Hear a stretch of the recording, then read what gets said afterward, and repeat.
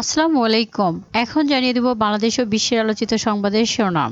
শেখ হাসিনার বিরুদ্ধে ৩ ধরনের তথ্য চেয়েছে দুদক। অর্থ লোপাটের অভিযোগ। সাবেক প্রধানমন্ত্রী শেখ হাসিনার বিরুদ্ধে ২১,০০০ কোটি টাকা লোপাটের অভিযোগ করে ৮ প্রকল্পে ৩ ধরনের তথ্য চেয়েছে দুদক। বড়দিন উপলক্ষে সার্বিক নিরাপত্তা নিয়ে সিটিটিসির বার্তা। খ্রিস্টান ধর্মাবলম্বীদের প্রধান উৎসব শুভ বড়দিন আগামীকাল বুধবার। এই উৎসবকে ঘিরে রাজধানীতে প্রয়োজনীয় সমস্ত নিরাপত্তা ব্যবস্থা গ্রহণ করা হয়েছে।